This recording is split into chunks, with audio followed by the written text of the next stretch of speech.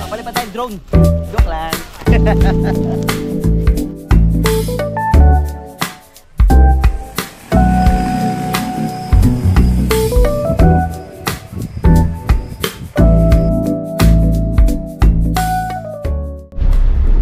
So papunta kami ngayon sa Salvacion Rizal para mag-demo ng agricultural drone. Kaya tara, samahan nyo kami. So nandito tayo sa venue na, yung drone demo. Ito na yung drone. Sir, Pa-shout out. ganyan kalaki yung drone. Malaki pa sa akin. Yung battery.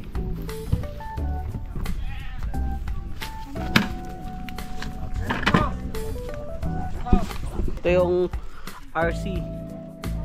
Ang laki. Kahit yung charger ng battery.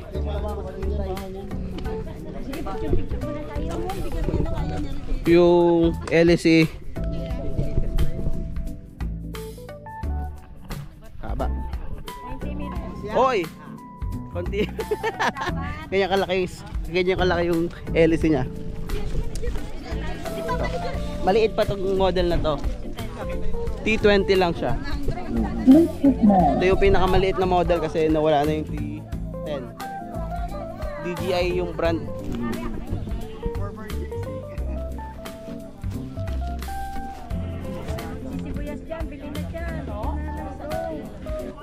So dito sa truck naman, nakikita nyo may camera.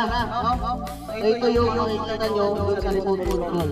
Kung ano makikita nyo dito, makikita nyo sa remote control. So pagkikita ko mamaya sa inyo. Ito naman yung ilaw.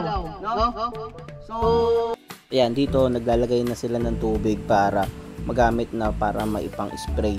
Hanggang 20 liters nga pala yung capacity nitong tangke na to. Pwede din siyang palitan ng tangke kung ang ilalagay nyo naman ay yung mga butil. Yung pinakamalakas eh. i-adjust nyo na lang kung gaano kalaki yung ano niya.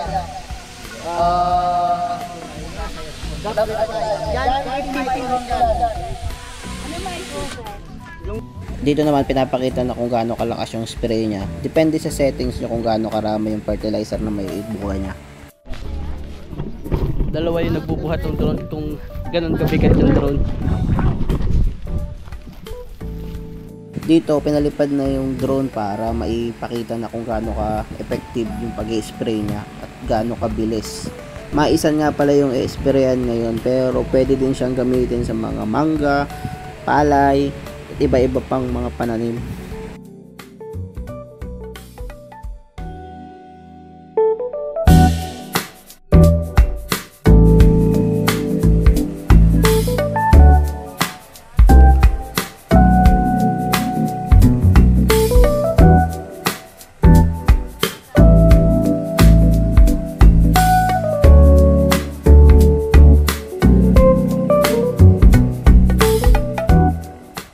Sinubukan nga din pala dito mag-spray sa puno ng mangga. Pinapakita dito kung gaano kalakas yung spraying power niya. Titingnan kung aabot hanggang baba yung tubig.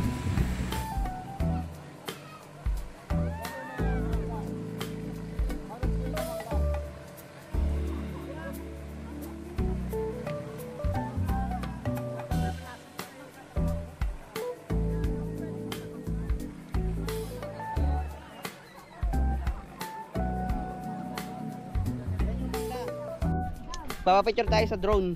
Nalipad sa ilalim. Mahal, hawakan mo rin. Para pil na pil mo yung ganun. Wala na itong tubig, umihin muna tayo.